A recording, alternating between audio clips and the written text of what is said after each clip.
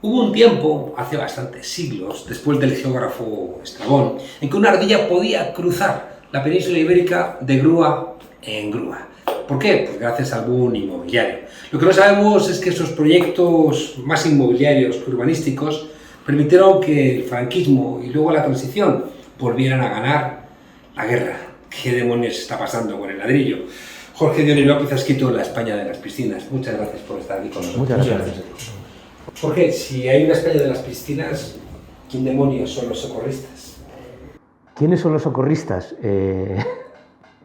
No lo sé. Es un modelo muy complicado de parar.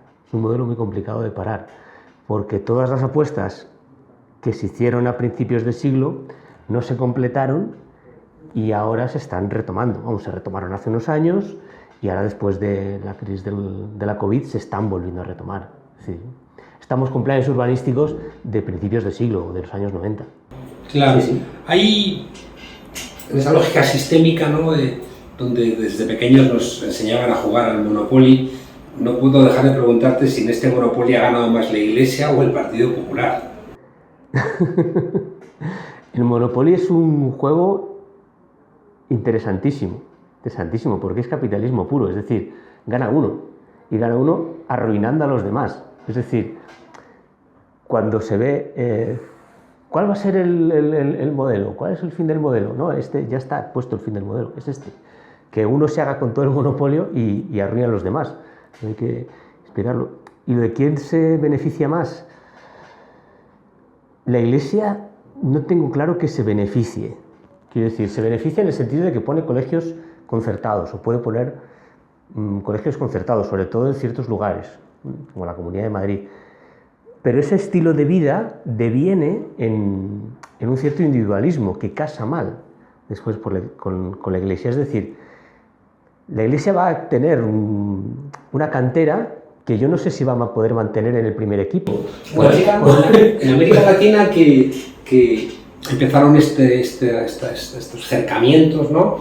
Llama la atención que hay capillas, hay iglesias en los centros comerciales, ¿no? Evangelistas. Sí, y no es normal. Es que es diferente mensaje. Digamos, lo más cercano a ese mensaje en España es el Opus Dei.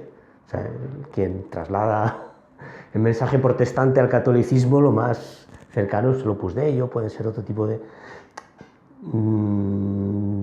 movimientos parecidos. Pero la Iglesia católica como tal cree en la comunidad. O sea, Iglesia es comunidad, si no recuerdo mal. Entonces, ya digo, no va a salir ganando. ¿Y el Partido Popular? Bueno, en un primer momento sí, pero también es un electorado imprevisible. No está claro para dónde va a ir. No está claro para dónde. El Teruel de las piscinas, por decirlo así, votó a Teruel Existe.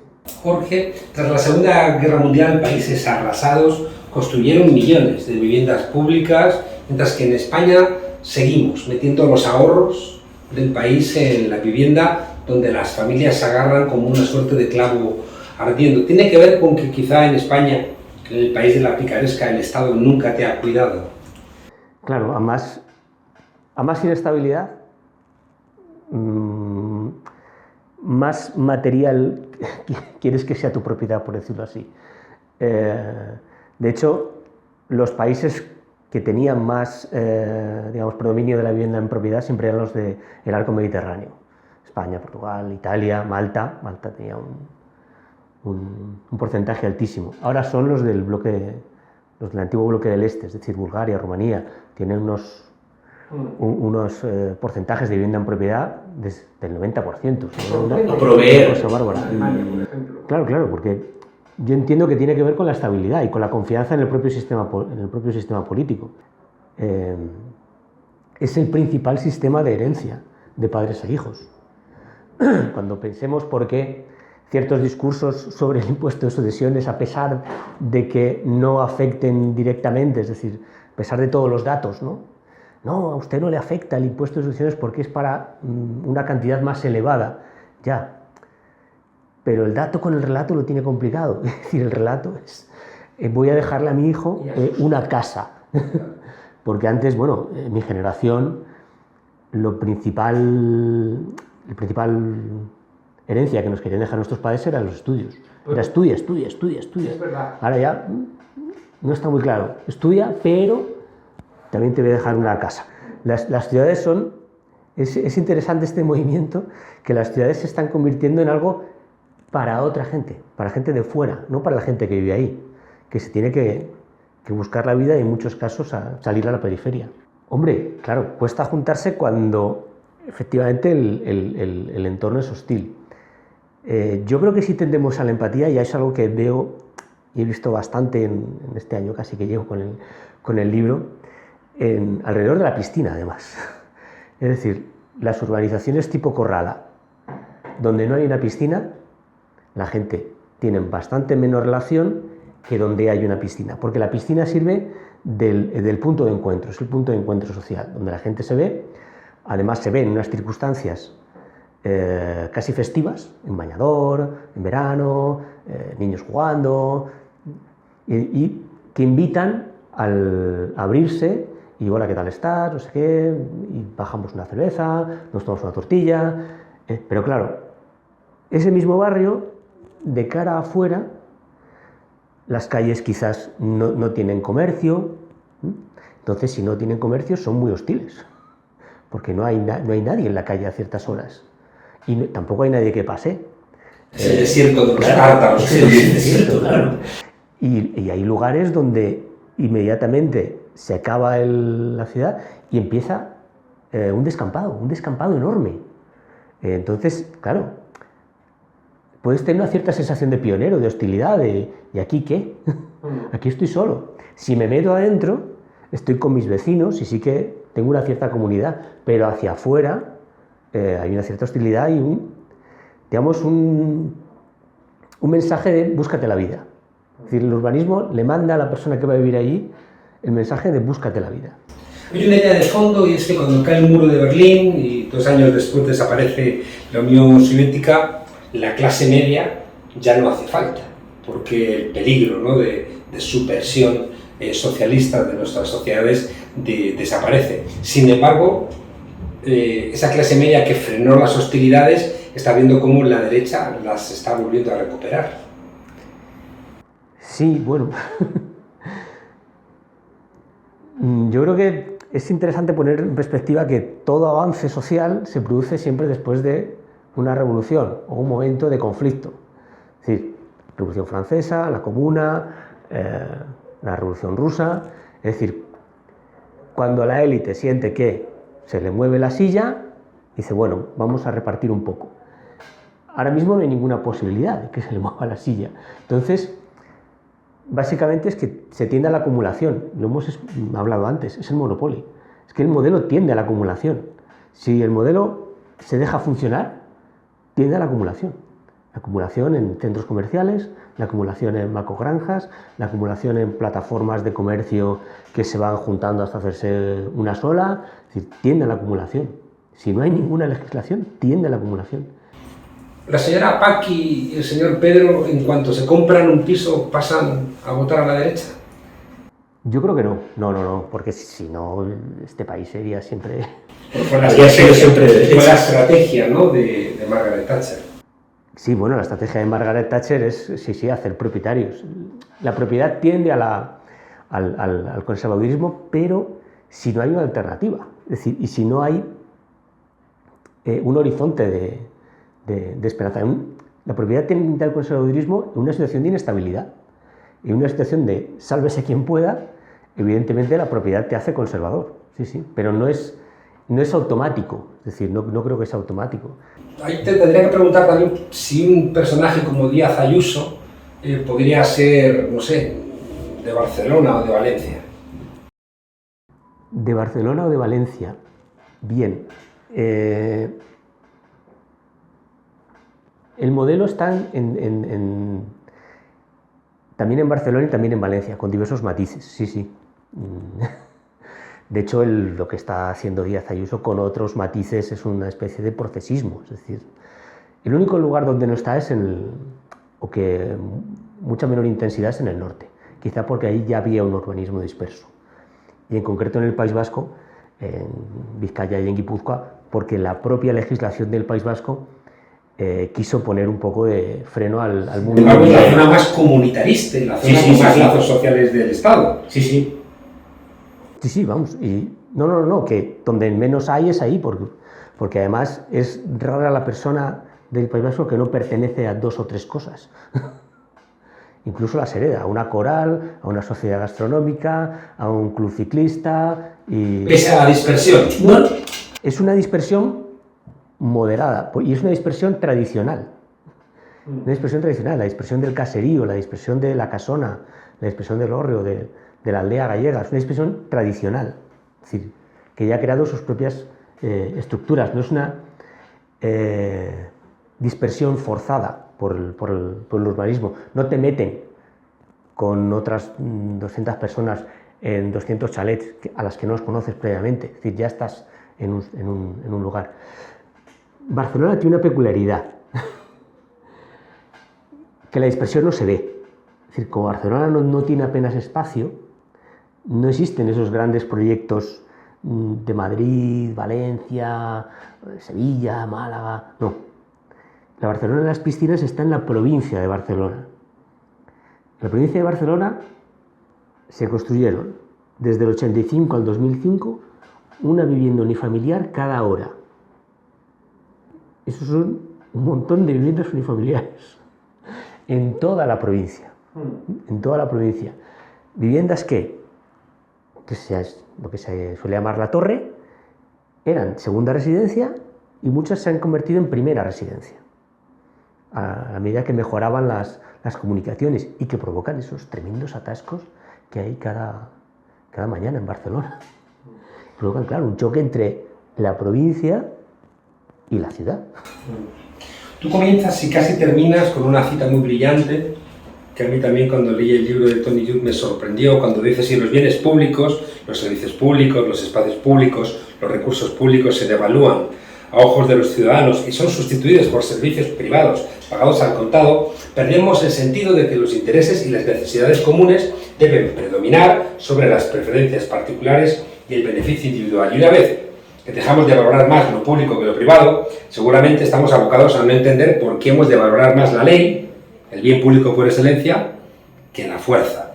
Déjame preguntarte ¿cómo peleamos, en este caso, contra un objeto de deseo colectivo como es la vivienda? Bueno, es complicado, pero es facilitar el acceso. No se me ocurre otra cosa. Es decir, hacer políticas que faciliten el acceso a la vivienda. Esto es muy complicado ahora mismo porque en este momento hay mucho dinero del sistema financiero metido en vivienda. Entonces, se va a producir un choque. Yo no lo sé, no soy político. No lo sé, pero creo que la cita es, quiero decir, la vamos viendo. Hace 20 años Estados Unidos consideró muy importante hacer dosieres y hacer pruebas falsas para convencer a todo el mundo de que había que ir a una guerra. Ahora se puede ir a una guerra y nadie siente la necesidad de que haya que manipular nada, ni que convencer mucho a nadie, ni de ir al Consejo de Seguridad, ni nada. Es decir, la batalla en Israel era el Consejo de Seguridad, la batalla en Oriente Medio ya no lo es. Ya es el que más chifle capador, por decirlo así. Te voy a decir 4 palabras que de alguna manera pululan por todo tu libro y defínemelas con una frase. La primera sería colegios concertados. Con una frase. No tengo esa capacidad de concisión. Con una frase, pues una herramienta de segregación escolar, en esa competición salvarme, intentar estar un poquito mejor situado que los demás. Por lo menos esa es la idea que se ha dado, ¿eh? No digo que... Piscinas. Diversión. La piscina es diversión. Alarmas. Alarmas, pues ten cuidado, estate atento, vigila tu casa, pon un muro. ¿Y ocupas? Pues pon un muro, ¿por qué? Porque va a venir el coco. Los ocupas en Estados Unidos no sé si te acuerdas, se creó la alarma de las bandas. La gran alarma de las bandas que salía en la película de Colores de Guerra. No me acuerdo ahora mismo cómo se llamaban, iban de azul, otros de rojo, y eran la alarma social, el pánico social de las bandas. Tenga cuidado que le van a ametrallar, que le van a pegar una paliza, no sé qué. Siempre es necesario crear un pánico social respecto a algo. Tenga cuidado, estés atento. ¿Por qué? Porque el miedo crea sumisión. El miedo te hace tener la necesidad de situarte debajo de algo que te proteja. Sin miedo no hay libertad. Con miedo no hay libertad, vamos. He visto dos problemas en el libro. Uno tiene que ver con como si existiese una alternativa maravillosa, que no la veo por ningún lado, y por otro, una crítica a algunos elementos que no entiendo por qué son negativos, que tienen mucho que ver con la primera, como si hubiera habido un pasado idílico, que yo no lo encuentro en ningún lado. En ese sentido, déjame que te pregunte, ¿la meritocracia, la autoayuda o la cultura del esfuerzo son trampas del capital? Sí. Bueno, son trampas del capital, son una versión renovada del espíritu protestante del capitalismo.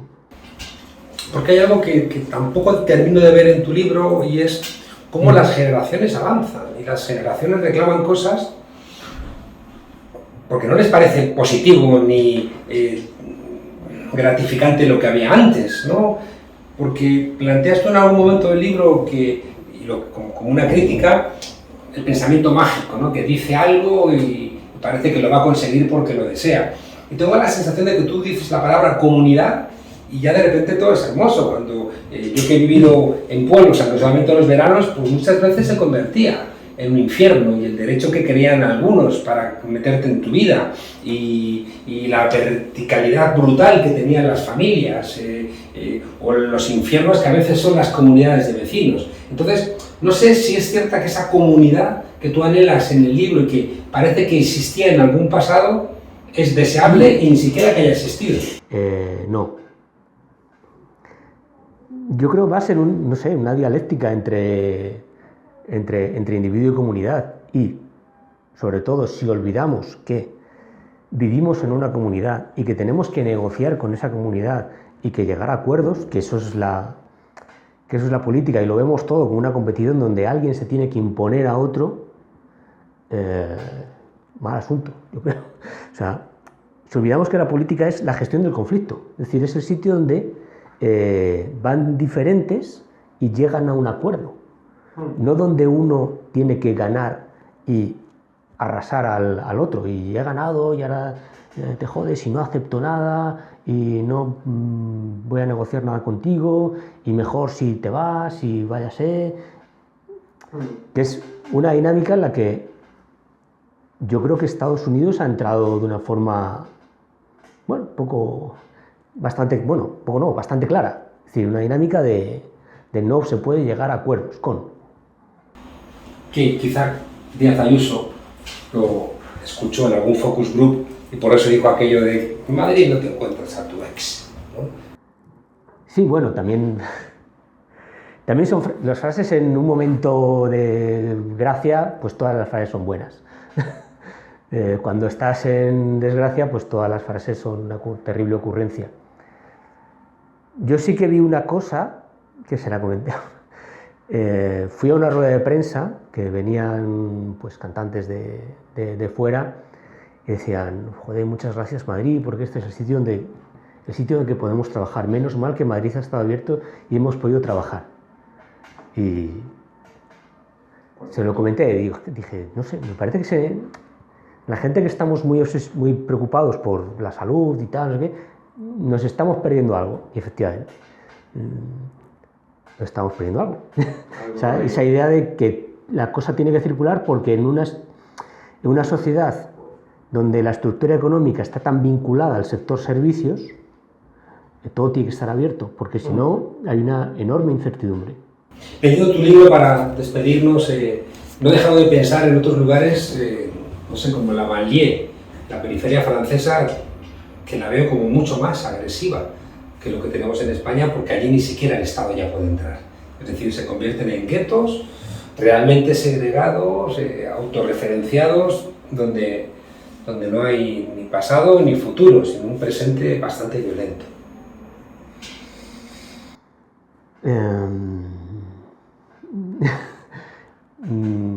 No lo sé, es decir, ¿es el futuro de algunas zonas? No lo sé. Espero que no. Pero el modelo económico de la ciudad hacia afuera sí precisa o sí hace esta gentrificación del centro, una cierta creación de guetos y después el gran urbanismo disperso donde están las clases medias. Esto es una ciudad americana, Minneapolis, o yo qué sé, Atlanta. Pues Atlanta tiene un barrio, la zona norte de Atlanta, que ahora se quiere segregar, tiene una fuerte presencia blanca, pero normalmente, si tú miras los suburbios, es donde se encuentra la población blanca. Como que se aleja. Sí. Del mar. Jorge dio el opio de la España de las Pristinas, cómo el urbanismo neoliberal ha conquistado España y transformado su mapa político. Muchas gracias por acompañarnos aquí en el museo. ¿Se te ocurre, Jorge, cómo acabaría en tu versión la fábula de la hormiga y la cigarra? Se montan una cooperativa. Sí. Las cigarras. No, las cigarras con la hormiga. Las dos hacen una cooperativa. Y viven Soy un niño. no comen perdices porque no pueden comer perdices. No sueles al sol, hija de puta. Muchas gracias. Muchas gracias.